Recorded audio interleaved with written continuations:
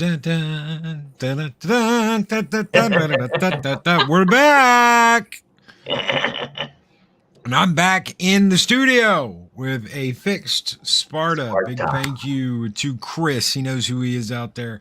Thank you so very much for the hard work you did on this computer, brother. Thank you.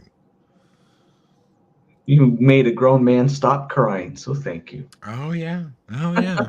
I'll tell you what. It is nice to be back in here. It is. It is nice to be back in here. It is nice to have this full screen in front of me, my microphone in front of me, my headphones on.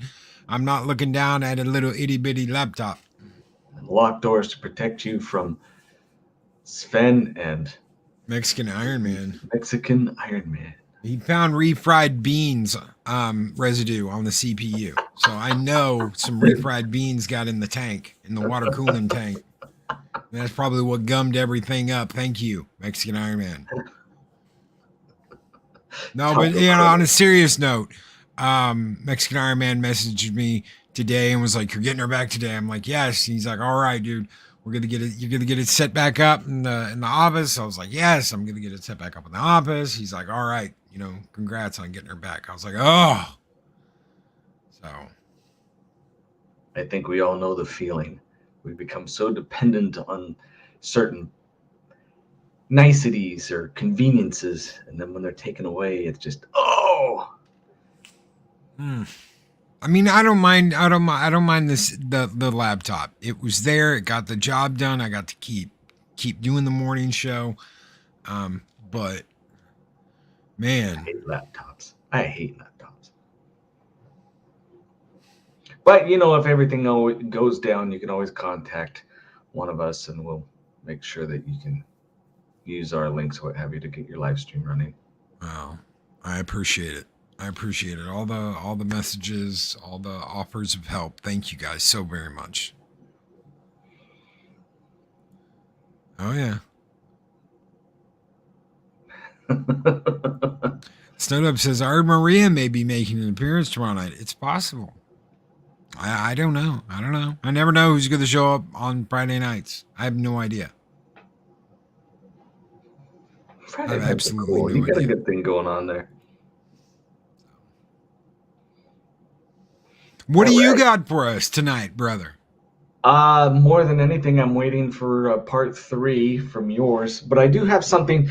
A year ago, I threatened to talk a little bit about this, so I'm only talking a little about this. You have the main event tonight. Let me get my. You're gonna hear papers rustling because I had to do a lot of notes and digging and odd sources, and some of them that Twitter won't allow because I tried to send them to Loki and it just said no, can't have it. So if you hear rustling in the paper, that's because I'm quite unorganized tonight. Any of you? Good evening. Go ahead. Sorry, I was just. Okay. Like I said, tonight, feel free if you got questions, because this one's weird. This one's really weird. And up front, you want my darn honesty? I believe this. But anyway, 2020, January 26th. Anyone know what happened then? Besides the Grammys. That was the day Kobe Bryant died. That is the day that Kobe Bryant died. And a lot of weird things are involved with what happened when Kobe Bryant died. I sent you a series of pictures. You did. I did. Do you want me to share them now? We can start off probably with that Legends of Cambridge Heights or Chamberlain Heights. The odd thing about this was, once upon a time, there was this cartoon show on Cartoon Network, and they had an episode. Oh God, I lost all sound. Can you hear me? I see my thing fluctuating. All right, I'm going to check with the chat if they can hear me. Can you guys hear me? Because if you can hear me, I'm going to keep going while he's fixing it. I got an 8-second delay before I see you in chat. And hello, by the way, to everyone.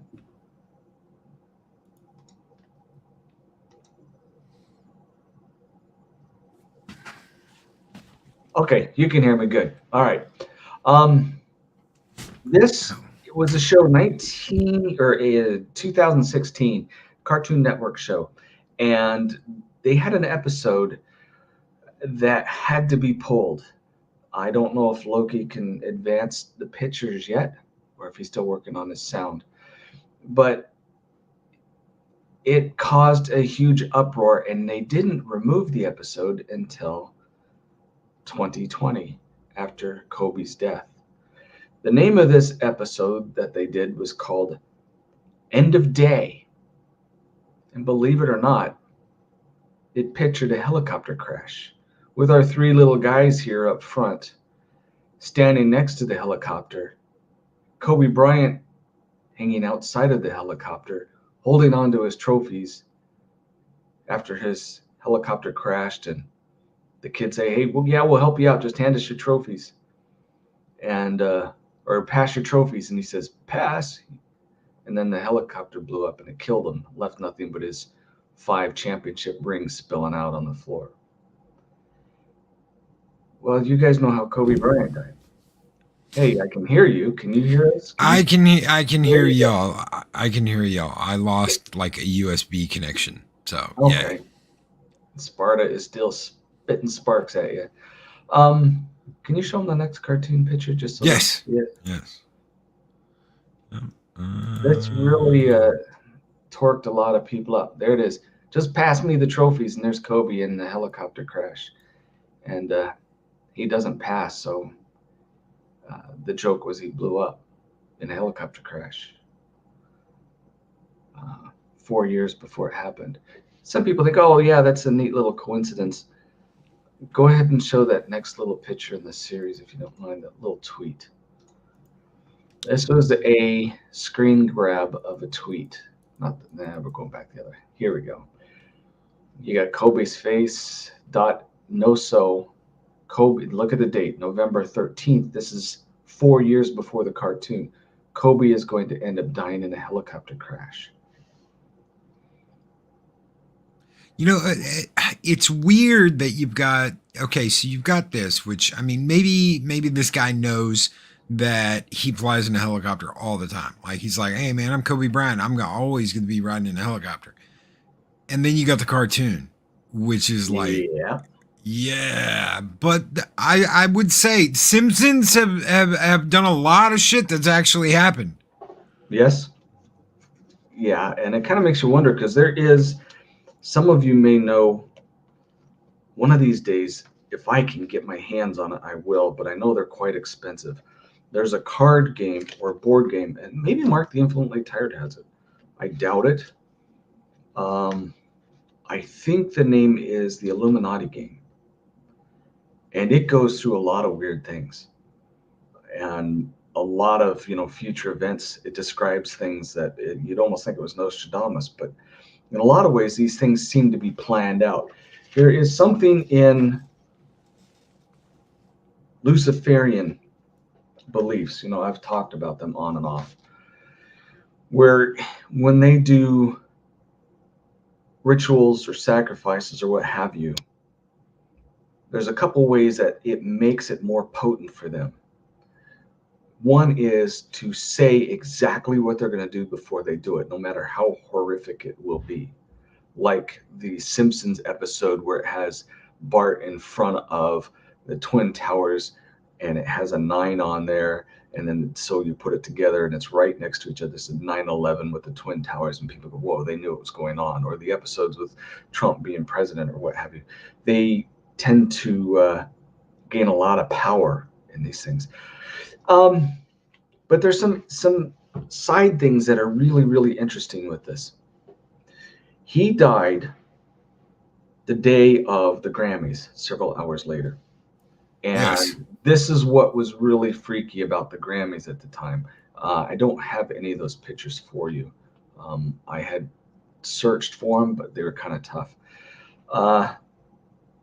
They decided, you would think it was last minute, to do a tribute to Kobe. Okay. At the Grammys?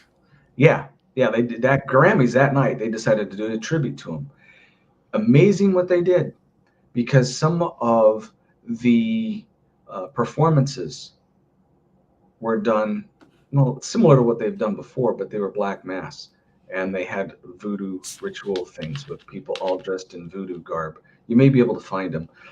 There was one of the performers. What the heck is his name? Little Noel X, Nor X. Is that what his name is? Nos X, Little Nos X.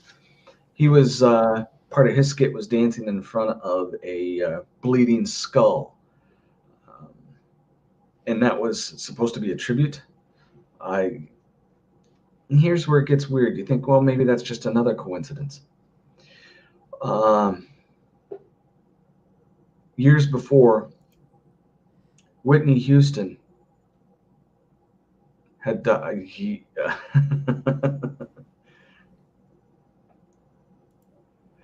Maybe not, but his was like 3 days before the BET Awards, Michael Jackson's. Some people think that they do this to build hype, because Whitney Houston was the day before. And the day before that, her daughter had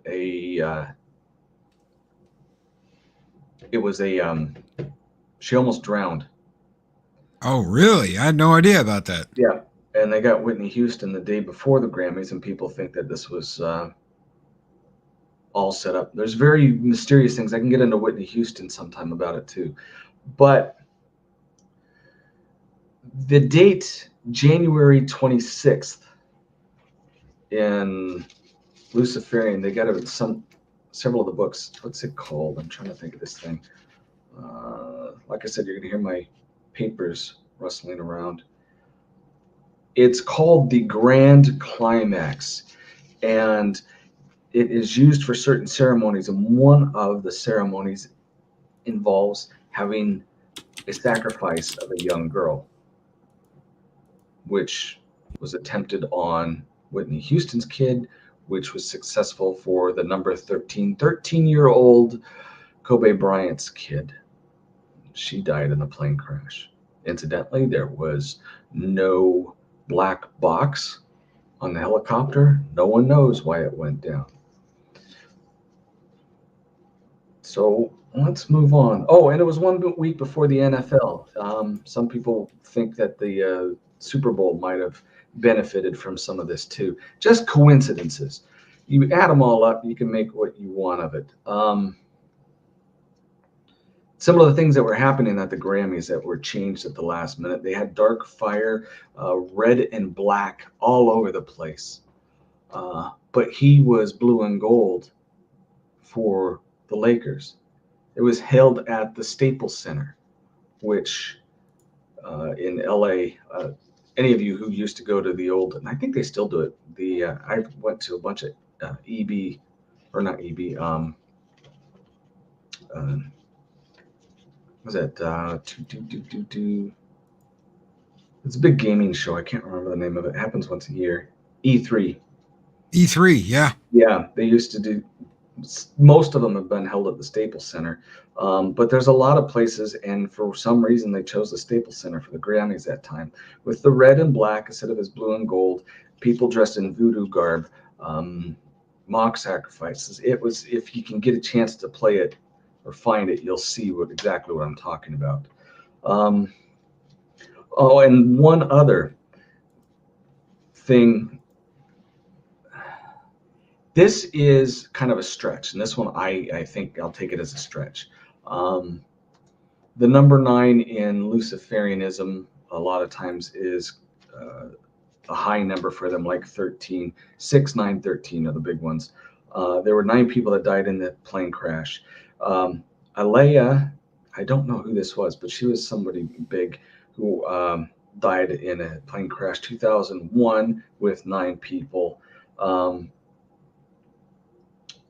And Sky News, you guys know Sky News, they reported about a lot of Illuminati.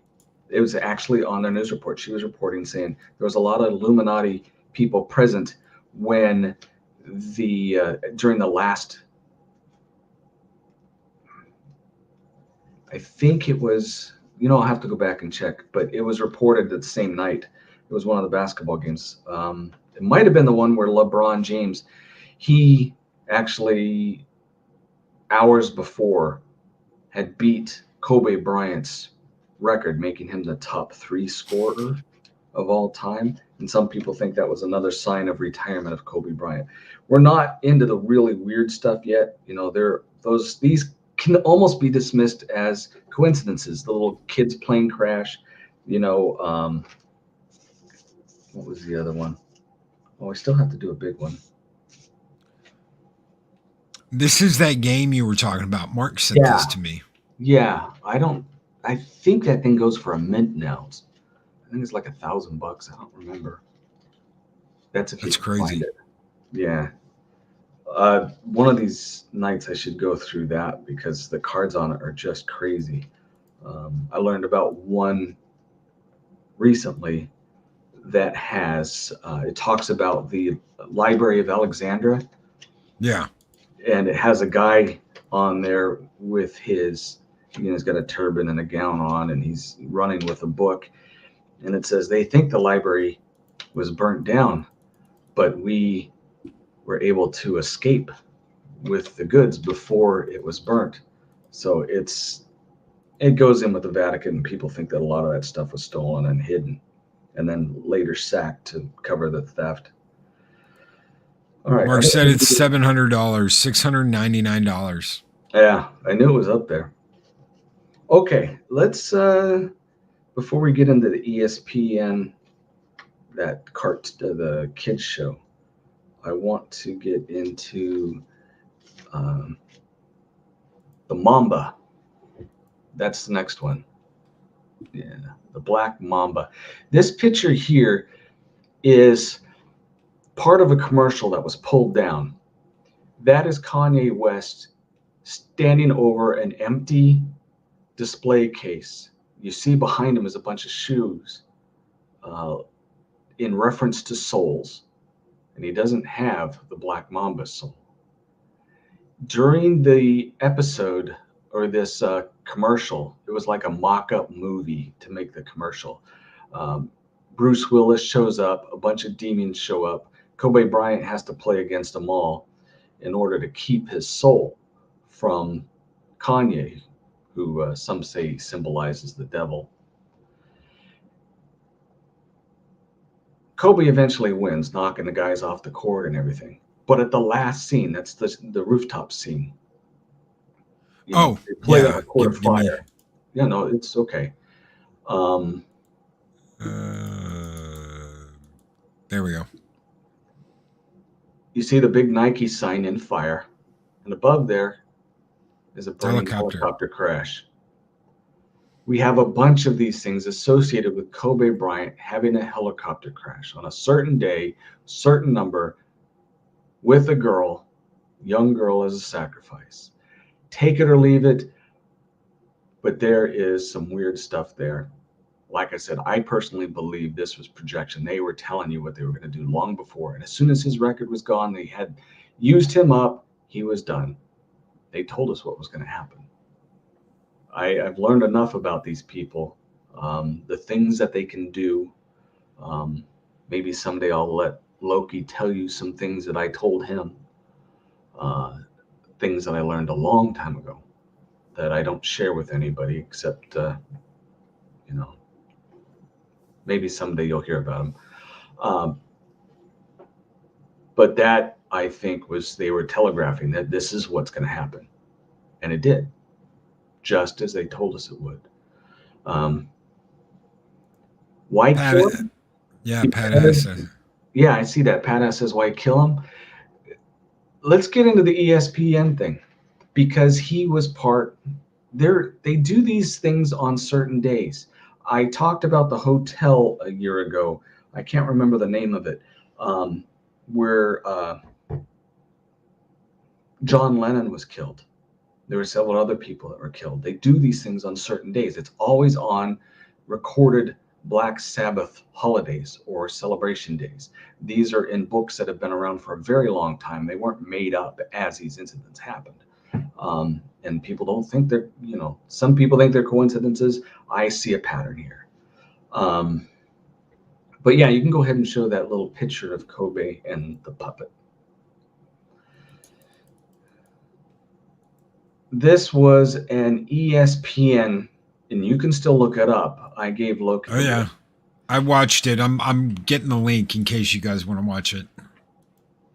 That's a Muse cage. This was, believe it or not, Disney owned ESPN, a cartoon to kids show to try and teach children some type of message. Here's how you learn to gain the most out of life. You use a Muse cage. And Kobe goes on to tell you bring in all kinds of things to put it in a room, and you surround yourself with it, different items from around the world. Whatever makes your mind get into high gear, whatever pumps you up, that's what you surround yourself with in this Muse cage. And then he goes on to say, there are two types of muses. There's a light one that makes you feel good and wonderful. And then there's the dark muse, which makes you mad, angry, upset. And then they spend an awful lot of this 5.5-minute video talking about bringing out the beast through the darkness. And that's how you become better, is by using that dark force in your That's what's in the video. It's in the video. The link is in chat right now. By all means, go and watch it yourself. Oh yeah. Yeah, it's there. That is why they used him up. He presented the message. He put those subliminal messages into children. Go to the dark side. It's like watching a Sith versus Jedi video, and the Sith are tempting the kids to play on the mad side, to play on the angry side, because that's how you bring out your beast. And they repeat the word bring out your beast over and over and over again. You watch the colors in the background. Oftentimes they get haloed in red, very vivid red. So, like I said, one or two things is a coincidence. All of this put together, I know exactly who he was. I know who he was working for. And he got his chance at popularity, at stardom, at success by selling his soul. I guarantee you. Some people won't believe me. That's fine. But there's just too many things for me to say that this was just a coincidence. And you can look at me cross-eyed, but those of you who followed my shows over and over again, I keep bringing the receipts. And he probably knew that this time was going to come. He probably knew, this is, I go down on a blaze of glory, literally. But that's what I wanted to share with you. Just, there are weird things out there, like the Rosemary Baby thing. And you guys can go back and look at that. It's just over and over and over again.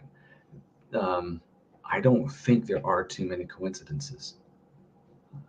So, yeah, if you want to get freaked out by watching some kid's show about them teaching you how to embrace your evil to bring out the beast, there it is. All right. Oh, no, I did have one more thing. TMZ. You know that fake news agency, the TMZ. Oh, yeah. A half hour after the police were notified that there was a plane crash or a helicopter crash, not who it was, not how many people, not anything. Half hour after they were notified, before any of the details came out, TMZ was reporting Kobe Bryant and his daughter had perished in a helicopter crash. Really? You tell me how that happens. That's just hard, cold facts. You can go back and look at the timing on everything. There's only one way they knew. That was planned. Thank you. Thank you for talking about this tonight, brother. Yep. All right. I know Adega has been anxiously awaiting this. for the past couple of weeks because he knew that that I had this a couple of weeks ago. We are going to continue our story of Journal of a Psychopath with Finding Adeline. This is the third part in this story. If you have not listened to the first two parts, by all means, go back and listen. But we are going to start this off tonight. Let me get a drink real quick. And we will get this going, guys. I am looking forward to this. I have not read this. So this is as new for me as it is for you. Good luck. I just finished my junior year at the university. I elected to take summer courses to avoid getting smothered by Sarah all summer, especially giving her newest life choices. When I'd gone home for Christmas break, Dean and Sarah sat me down to tell me the exciting news. "You're going to be a big brother," Sarah told me, while Dean supportively rubbed her shoulders. Gross, I thought to myself. Why anyone would choose to have a crying, pungent little crotch goblin in their home was beyond me. But honestly, a baby is what they wanted this whole time. Not a transient teenager as I was when they adopted me. A true family involves children that grow up knowing who mommy and daddy are. And Sarah wanted a true family. Still, Sarah and Dean had done a lot for me in hopes to make me feel like a family.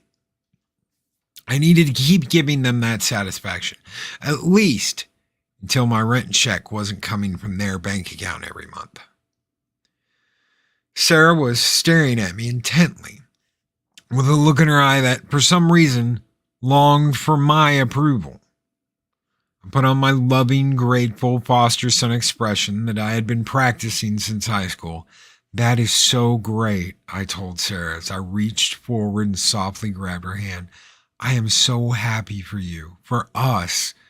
I just can't believe I'm going to have a little brother." "Sister," Sarah finished as she pushed a strand of brown hair from her eyes. "We're adopting a baby girl. She'll be born in just under 6 months." A gentle smile worked its way across her face. I tried my best to mirror her expression, but part of me wanted to stick a knife in her throat, right then and there. I pictured what her pretty little face would look like with a gaping hole across her neck, carved gently to match her smile. "Well, I better throw those steaks on the grill," Dean said, reminding me why I needed to continue to be their devoted adopted son. Sustenance and money.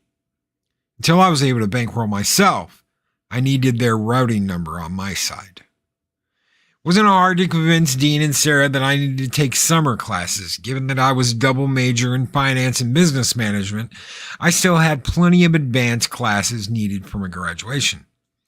Summer semester wasn't as necessary as I made it sound, but Dean and Sarah trusted me blindly, as fools do, and insisted they keep paying for my apartment. The state continued to pay my tuition anyhow, practically begging foster kids to become anything besides felons. Only signed up for 2 classes, though, because I had something else I needed to accomplish in my summer semester. By now, I was sure of my psychopathic condition. After all, when I stabbed Brian just to frame Jake, I felt absolutely no remorse. I loved it. When I killed Dustin with my own drugs, and 2 other kids I had never met died in the crossfire, I still felt nothing. According to my observation of most normal people, I should feel remorse. Students and members of the community who had nothing to do with those kids even showed sadness and remorse, holding a vigil for dead druggies. Dead druggies. There was one thing, one nagging little annoyance in the back of my head that I needed to understand. A little thought that left an unintelligible twinge somewhere deep inside as it crossed my dreams and thoughts. That nag had to do with Adeline, who was once my foster sister when I was 8 years old. Adeline raised questions in my life, questions that I required answers to. I've watched people suffer. I've even been the one to cause their suffering, and never once did I care to empathize with anyone. Anyone, that is, with the exception of Adeline. Although most of my childhood memories aren't much more than a blur of the past, my few months with Addie I remember quite well. At the time, she was just 6 years old, 2 years younger than I was. I had been at my new Helba foster home only a couple of weeks before she arrived. Darren, the bastard who was our foster host, was unusually sober as well as dressed when the social worker parked in front of the house. Darren opened the door to reveal a very pretty blue-eyed girl with long silvery blonde hair. She wore a purple dress that matched the oversized bow tangled with her blonde curls. Darren stayed home with the foster kids while his wife worked long hours at multiple restaurants. He put on a facade of a warm foster dad to the outside world, but truthfully, he was just a lazy alcoholic yelling at kids, whipping us boys with a belt anytime we frustrated him. Addie, however, Addie received different treatment. The other boys would get jealous when we were forced to do daily chores in fear of getting the belt if we didn't finish them to Derry's liking. Meanwhile, Addie sat on the chair with him as he drank cheap whiskey and watched TV. While the four of us boys were crammed into one small bedroom, Addie had a room all to herself. Those boys hated her for that, calling her names whenever Darren was out of earshot. But I could see Addie wasn't enjoying the special attention. She was scared of Darren. She was more scared of Darren than any of us. Every day, her smile was further away and her stunning blue eyes grew dimmer. Almost daily, Darren would take Adeline into her room to play, which was far more than he did for the rest of us. He'd even locked the door to keep the rest of us out. Couldn't help but notice, though, that Addie never wanted to play. She wanted anything but that. One day he forgot to lock the door, so I opened the door a crack to see what sort of games they were playing. What I saw, I don't want to repeat. Darren never saw me, but Addie did. Her tear-filled blue eyes stared at me, begging for help. It's the only time I've ever wanted to help someone for the sake of helping someone. I went downstairs and found the first fragile thing in sight, an ugly vase, and knocked it off the shelf. The shatter of the vase was enough to draw Darren out of Addie's room in a drunken rage, belt in hand, ready to swing it. The lashings were painful, but it felt worth it. That night, Darren fell asleep on the couch while the TV was still playing on some sitcom. Per usual, he had passed out with a nearly empty bottle in his hand. He often passed out drunk hours before his wife got home from a long day at work, which gave me plenty of time to snoop. I knew exactly where he kept his revolver. Not that it was very well hidden. He kept it in the top drawer of his dresser next to his socks and loose change. Using a stool to reach the top drawer and a dish rag to hold the gun, I retrieved the revolver and put the stool away. I'd never used a gun before, but I'd watched enough TV to know that I needed to pull the hammer back until it clicked, then pull the trigger. It wasn't easy, but using both hands, I managed to pull the hammer back while keeping the rag between my fingers and the metal. Darren was snoring with his mouth wide open, making it easy. I stood next to him on the couch and gently placed the barrel in his mouth, facing upwards towards the brain. Made sure to have the gun upside down, picturing how someone would hold a gun if they were to shoot themselves in the head. After the gun was in place, I pulled the trigger. To my horror, the trigger didn't budge. Pulled harder, but still, the trigger didn't move. It looked so easy in the movies. But nothing could have prepared me for how hard it was to actually shoot that gun. Horror turned into panic as Derek stirred and his eyes opened. His eyes met with mine, and I thought for sure that would be the end of me. In a last-ditch effort, I pulled hard on the trigger with both hands. Movies also severely underplay the deafening boom that is a gunshot in a closed environment. The bang from the gun was so loud and sudden that it seemed to encompass the entire world.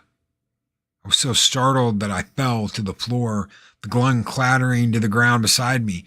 My heart pounded so hard in my chest that it physically hurt, and the ringing in my ears made it feel as if I had angry earplugs trying to force my ears apart. I hurried to my feet to see Darren sitting on the couch with his head hanging back limply. The top of his skull was busted wide open, as if I had just shot a watermelon.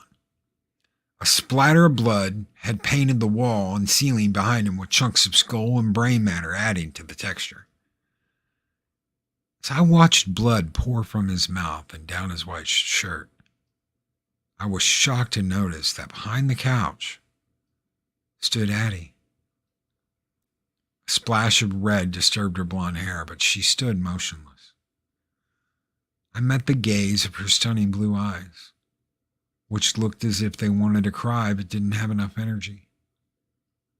She didn't look scared, nor relieved.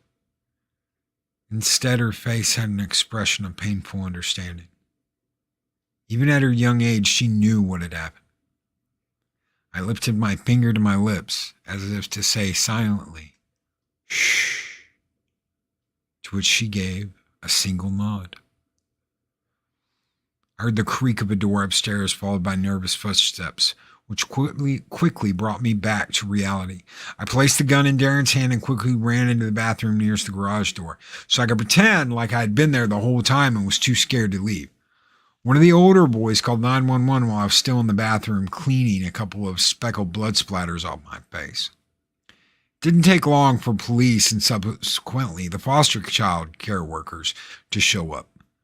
I overheard one of the officers speaking to a social worker while I was gathering my possessions. The officer used the words like suicide.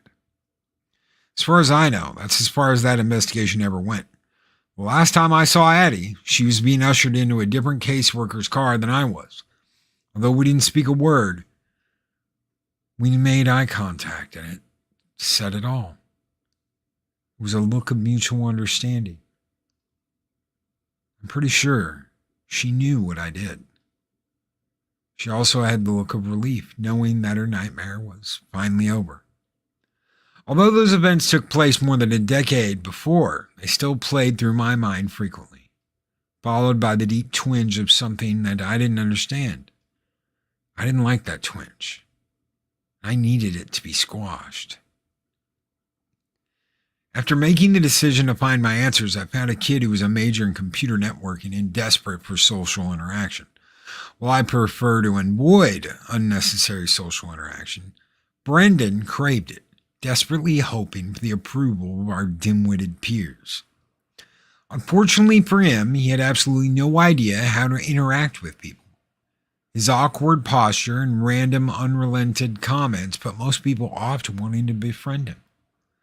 Despite his annoying awkwardness, Brendan had something that I needed from him. His skills and knowledge with computers and the internet were unmatched by anyone I had ever met. So I gave Brendan the social interaction that he so craved and pretended to be his friend. Brendan ate up any friendship I offered him, and in return, was willing to do almost anything to keep it. When I asked him to help me track down my former foster sister, he jumped at the opportunity to help this one and only friend. I gave him all the information I had, which honestly wasn't much. I knew her name was Adeline, the county and the city of where we lived at Darren's house, and that her last name might be Lake. It was about a week later when he called me. "Hey, Rich, how are you doing, dude? I have a new neighbor, and she's so freaking hot. She waved at me. Think I'll send her an email introducing myself. Anyways, do you want to go to the arcade or something?" I groaned inside at hearing his voice. No wonder he scared away everyone. "Slow down, bud. Did she give you her email address?" I asked. I'd become his social interaction coach. "No, I got it from her socials, man," Brandon said, as if that wasn't the opposite of correct social interaction. I'd watched people for so long enough to understand the accepted way of doing things. Okay, you can't do that. That's going to creep her out. Well, then, why does she have her email address available if she doesn't want people to email her? Brendan, I'm not sure how to answer that question, but trust me on this. All right, Brendan said with a disappointed sigh. So, anyways, the arcade, then I can tell you about Adeline. Wait, you found her? I asked, wondering why he didn't start with that information. Yep, I'm on my way. 30 minutes of letting Brendan explain to me grueling technicalities that I didn't understand. How he did it, he finally told me about Eddie. She'd continue to bounce around foster homes, finding trouble everywhere she went, racking up quite a juvenile record. Drugs, paraphernalia, trespassing, truancy, etc., etc. She had dropped out of high school at 16 and by the looks of it, ran off and lived on her own at that point, probably on the streets. But it looks like she has a job, Brendan said, apparently sensing my disappointment. She works at some bar called Bare Essentials. Weird name for a bar if you ask me, but it's only 45 minutes away. She works at a strip club? I asked, picking up on what Brandon was missing. Oh, is that? Oh, said Brendan, as the weird name dawned on him. Well, she's 18 at least. Doesn't help, Brendan. Sorry, Brendan said before putting his head down in awkward silence. What do you have in a dress? I'm going now. Oh, yeah, let me just get my jacket. I'm doing this by myself, I told Brendan, reeling at the idea of spending 45 minutes in the car with this dipshit. Brendan was disappointed but understanding. After insisting that he'd call me tomorrow, I headed to the address Brendan had given me. I explored my thoughts in the long drive, why I'd felt disappointed at Addie's troubling record of drugs. It didn't impact me or my life, so why did it annoy me that she was working at a trashy strip club? The thought of her crawling around for dollars from middle-aged men giving them power over her angered me, but why? The address took me into a dirty, slummy part of the city. The Bare Essentials sign illuminated from dark with flickering, dirty pink neon lights. The dim street lights exposed the old brick building, fully covered in peeling pink paint with showgirl silhouettes painted in black. Connected by the same parking lot stood a small, dark red strip motel built with discolored bricks that had been crumbling away for years. A dirty shopping cart lay on its side adjacent to the motel, filled with garbage and junk. I walked through the front door, taking in the musk of stale cigarettes. It was mostly dark inside, except for the stage, which was lit brightly. There were maybe 15, 20 people in the building, spread out across the bar in various red or black upholstered chairs. All the patrons appeared to be by themselves. Not a single table had more than one person. I casually strolled to a chair in the corner, a dark area where I could sit as incognito as possible, while having ample opportunity for observation. Most of the men I passed were middle-aged with large gut. I even noticed a few wedding rings.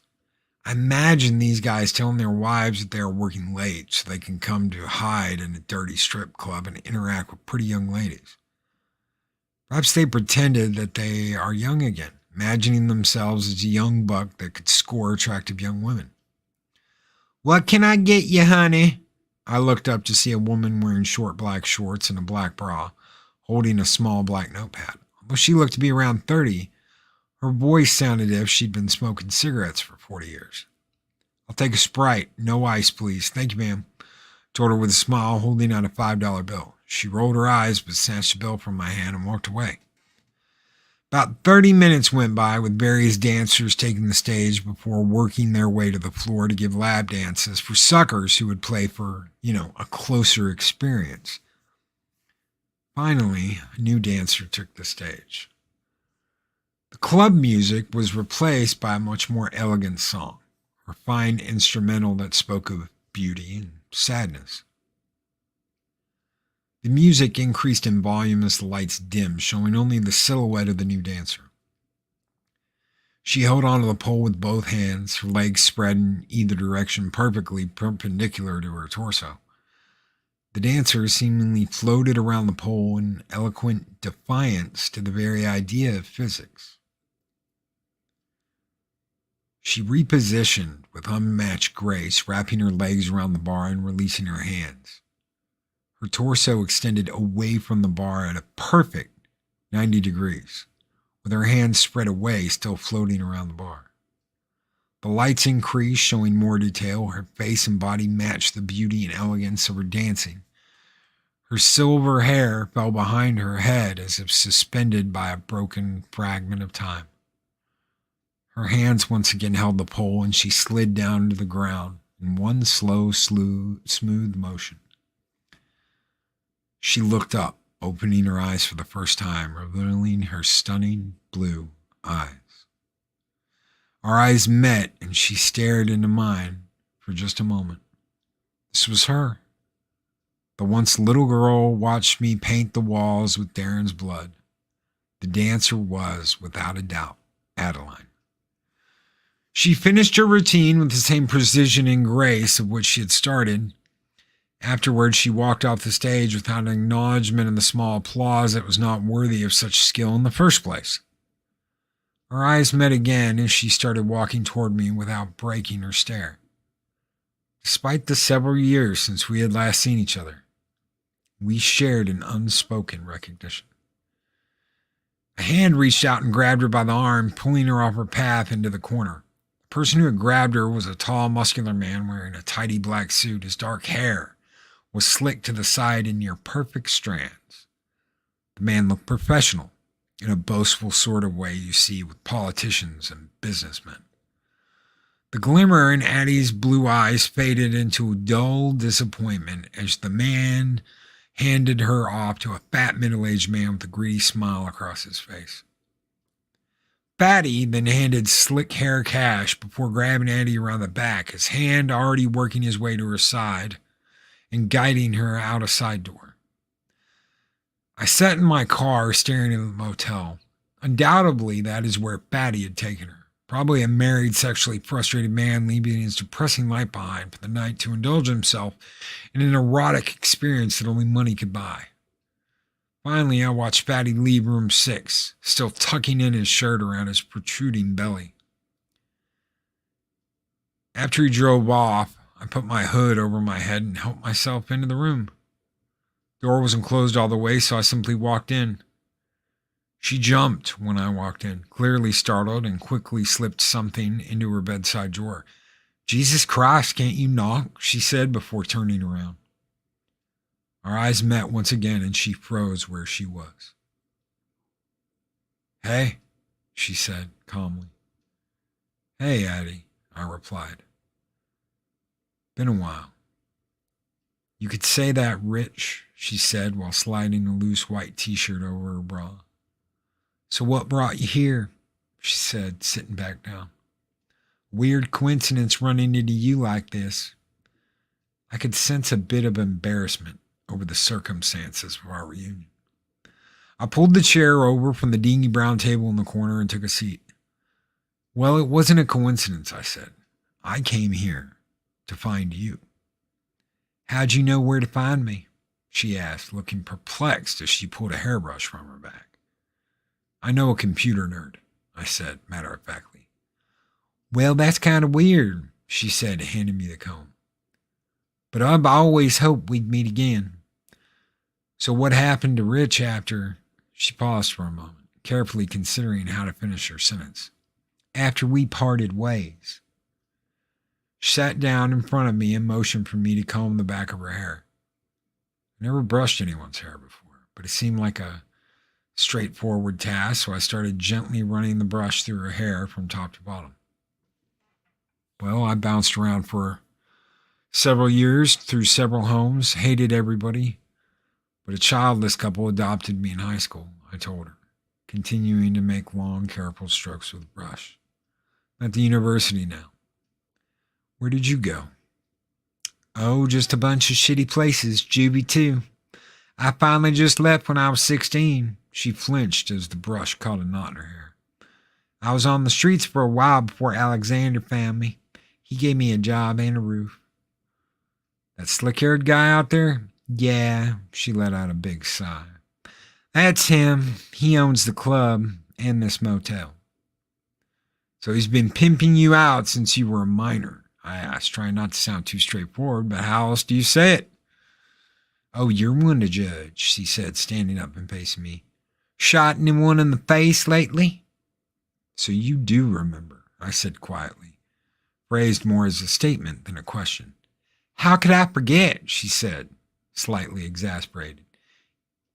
Getting touched every day and then seeing that man's head explode kind of leaves a mark on you, you know? I'm sorry, I told her. I had no idea you were there. I'd apologized many times in my life, but for the first time, I think I actually meant it. Addie took a deep breath. Well, she said, it's fair to say you did the world a favor. She took the hairbrush from my hand and sat back down on the bed and looked down at the brush. Unfortunately, there's a lot more Darrens in this world. So why enable them, I asked? Why let someone like Alexander run your life? What else am I good for? There's only one thing people want from me. Who cares what anyone else wants from you? Do what you want. You can be a dancer without doing it for horny old men, you know. I can tell you love dancing. It was written all over your face, and you're incredible at it. It's my only escape, she said. I ain't able to hide a slight smile when she fiddled with the brush in her hand. Well, then leave, I said, sitting forward. Drop the drugs, drop the people controlling you, and move. As soon as I said drugs, I seemed to have hit a nerve. She looked up, seeming both embarrassed and agitated. Look, asshole, you don't understand, she said, throwing her hands in the air. Lucky Rich kills someone and moves on like it never fucking happened. Then gets adopted by privileged parents and sent off to school while I had to run away and live on the streets. Why do you give a shit what happens to me anyway? Her outburst took me by surprise, but I calmly reached for her hand before telling her the truth. I'd never told anyone before. A truth I was only barely honest with myself. Addie, I have one memory of my actual mother. Just one. All I remember is her eyes. Her amazing blue eyes. And every time I see you, I remember her. I pause to take a breath. You're the only person in my life I've ever cared about. The only one who has ever made me feel anything besides hatred. That's why I killed Darren. I saw what he was doing. She pulled her hand away, and for a second she looked scared. Her face relaxed as she realized the truth of what had happened that day so long ago. She reached for my face with both hands, and before I even realized what was happening, she pursed her lips into mine. I felt something turn in my chest, some sort of feeling like falling, but combined with an emotion I didn't understand. I didn't know what to do in these short but lasting seconds that we kissed. But I do know that I kissed her back. The door of the motel opened, snapping me back to reality. Adeline jumped at the startling entrance and pulled away from me. Who the fuck is this? Said our intruder, who quickly realized was Alexander, the slick-haired pimp who'd seemed to think of himself as an international drug lord, as opposed to the owner of a strip club on the fringe of the city. Alex, she said, failing to not sound surprised. I was just catching up with an old friend. Shut the fuck up, bitch, Alexander said before he pushed her hard. Addie fell hard into the nightstand beside the bed. Doing business behind my back? I stood up and moved between Addie and Alex, but he grabbed me and slammed me hard into the small table. I fought to free myself, but Alex was much bigger and much stronger than I, so he easily pushed my head back down and put me in an armbar from which I could not get out of. If you want a piece of any of my girls, you go through me. He ripped me up from the table and threw me out the door where I fell backward onto the pavement. The door slammed shut and I heard the lock click into place. What Alex didn't know is that while he was pushing me onto the table, I took the small brass key, which was now in my hand. I stood up, enraged. I felt angry all of the time, and I frequently experienced rage, but never in my life has I felt as angry as I did right now. My hand shook at the man who had just leveraged so much power over me and even more over Addie. Nobody could be allowed to have that power over me. I always win. I walked across the parking lot to my car and popped the trunk. I looked for anything that could be used as a weapon, but all I had was a small tire iron, some nitrile disposable gloves I used when I changed the oil. I put on 2 pairs of gloves and reached for the tire iron. Before I picked up the iron, the shopping cart in the corner caught my eye. I jogged across the parking lot and kicked around through the trash where I found an old, rusty but sturdy 2-foot-long crowbar. This would be perfect. I picked it up and hurried back to room 6. I could still hear Alex through the door. After everything I've done for you? An audible slap was followed by a painstaking gasp from Addie. You decide to undercut me right underneath my fucking nose, you stupid bitch! Another strike was heard, but that one was definitely a closed fist. I put my key inside the lock, and I turned it. As soon as the door was unlocked, I ran into the room filled with every bit of rage I'd ever felt in my entire life. Addie was sprawled on the bed with her shirt pulled over her head and her bra pushed up to her neck, and Alexander was halfway through pulling his pants down. I told you to leave, Alex said, trying to pull his pants back up. While his hands were down, I swung the crowbar as hard as I could and connected right with his Adam's apple.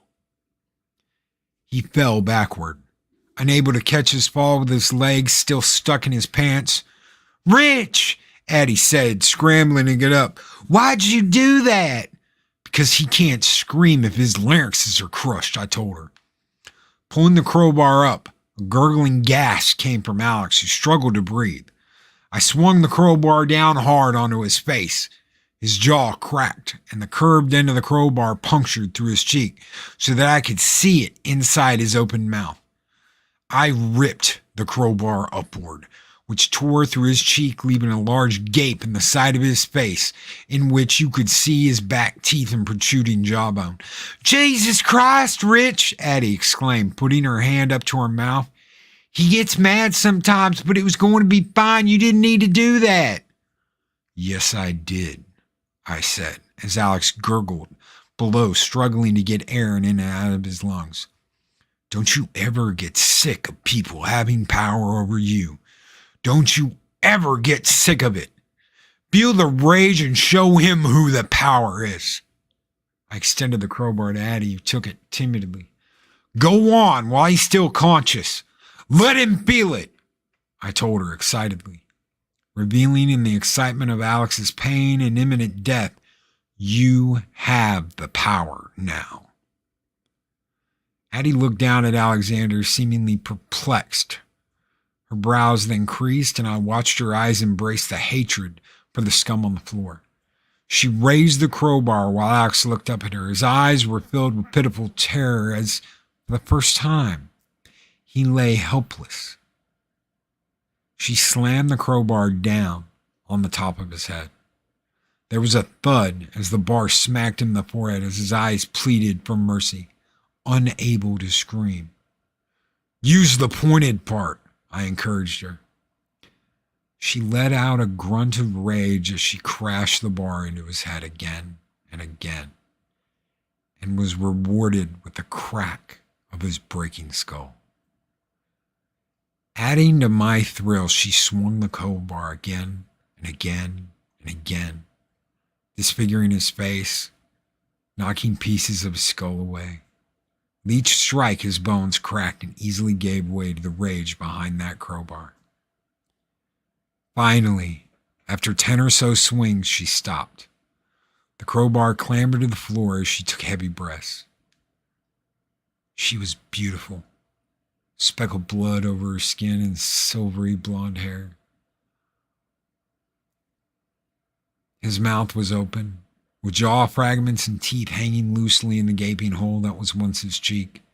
That was my doing. But his head, the best part of all of this, that was all Addie. His skull just above his forehead was completely caved in, deformed like a dent in a car. Blood protruded freely from the interrupted folds in his protruding brain. "Nice job, Addie," I said with a chuckle. "Looks like you get the last laugh. Winning is wonderful, isn't it?" I looked back to see Addie smile, but instead lost mine. I turned just in time to see her push the plunger of the syringe that was already in her arm. She took a deep, relieving breath and fell backwards onto the bed. I stood up and looked down upon her, my exuberant thrill replaced with disappointment. I looked around the dreary room and the beautiful mess we made, then back to Addie, who lay on the bed, so high she barely seemed conscious. That's when the reality of this situation struck me, and I cursed myself for being so sloppy. Sure, I enjoyed it. I loved it, actually. And sure, I'd killed multiple people before, but those were planned and calculated. This was a mess. A catastrophic mess. I sat down on the chair from earlier to ponder what had caused this mess. The answer was simple.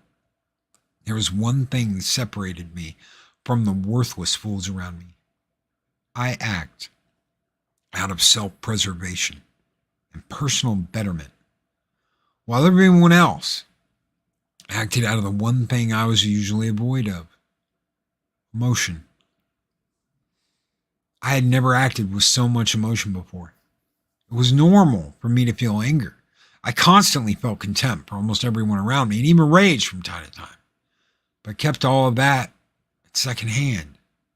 I controlled the rage and let it out only when it was the proper time. That moment being the only exception to my usual behavior. Thanks to the one person in my entire life that had ever made me feel anything. That helpless girl with the stunning blue eyes and silver hair.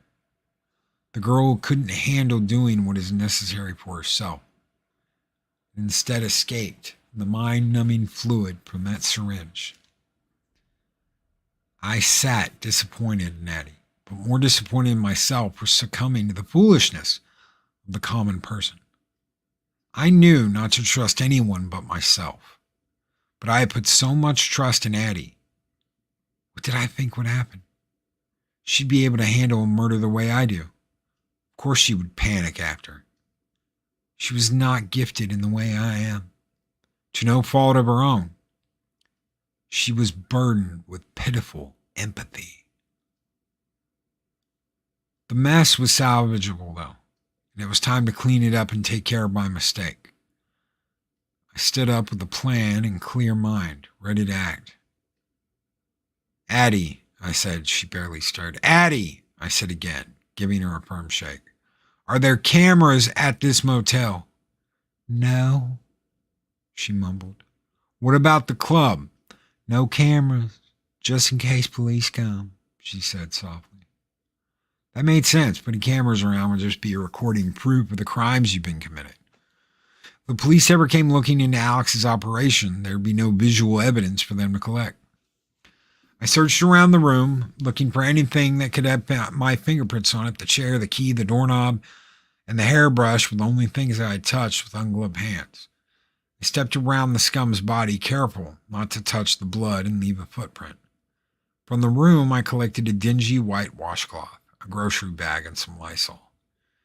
After gently applying a conservative amount of Lysol to the cloth, I carefully wiped down everything to ensure I left no evidence suggesting that I was ever here. I carefully checked Alex's pockets for anything that might have been recording. Found nothing that would cause me problems, but I did find a knife. Now that the evidence was cleared, there was just one last thing to take care of. I gently lifted Addie's legs so that she lay completely on the center of the bed. I checked the open drawer next to her, which had one more syringe in it, already filled with fluid. "Rich," Addie said, stirring. "I'm right here," I told her gently. Her eyes opened, and once again I was staring into those stunning blue eyes. "We killed him," she said, perhaps coming out of her daze, and regaining some form of composure. You just had a bad dream, I told her. Sticking the needle into the vein she used earlier. Go back to sleep. I'll see you in the morning. I pushed the plunger down, and her eyes closed again. I lifted her arm furthest from me. I hesitated to do it. A huge part of me didn't want to, but I had found the one emotional weakness in my life. And I needed it removed. I knew it had to be done. I pushed the knife into her wrist and moved the blade up towards her elbow, separating the skin and allowing the dark fluid to flow.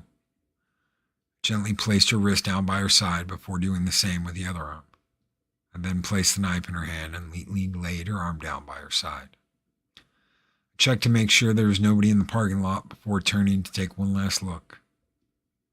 I'm sorry, Adeline, I whispered, knowing that would be the last time I ever meant it. I forced myself to turn away, leaving my weakness behind me.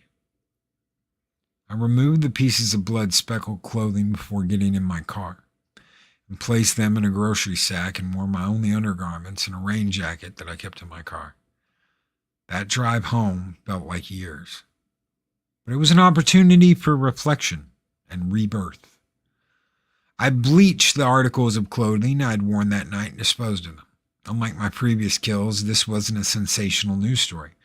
The death of a wealthy high school athlete, young college student, breaks hearts, but the death of an orphan sex worker and pimp mean nothing to society.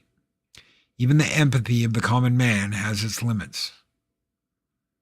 I sought out Addie to find answers, and I believe that I found them to a degree. Although I don't understand the things I felt in those moments when I was with her, I had rendered them irrelevant. That last piece of emotional weakness bled out alongside Adeline. Despite the pain that it caused me to do so, I was free.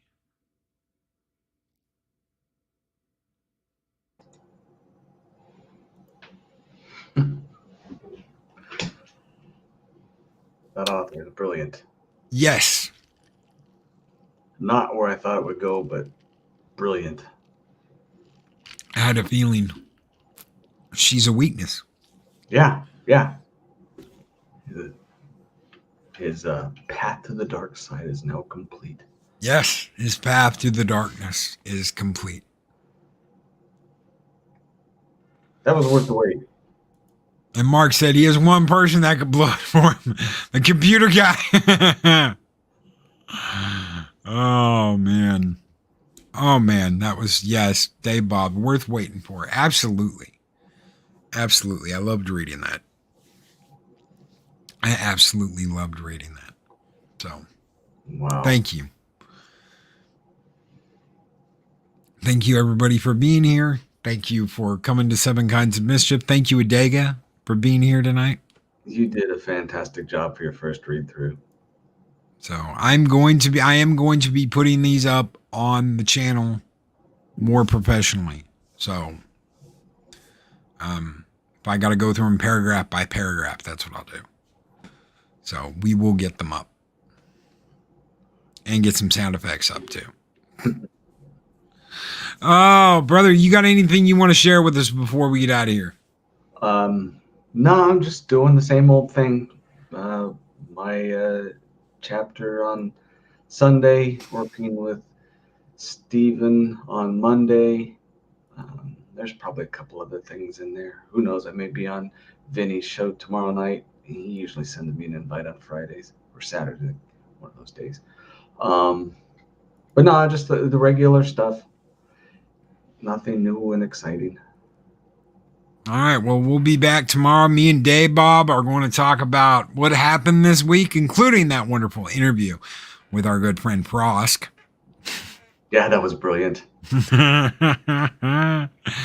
So, and then we'll be back tomorrow night for the late show with Mexican Iron Man. Y'all stay great. Be excellent to each other. Always speak friend to enter. And me and Adega will see you all next week. Good night. Good night, everybody. These videos are tremendous. Like, comment, and subscribe and hammer that notification bell. or we'll hurt you.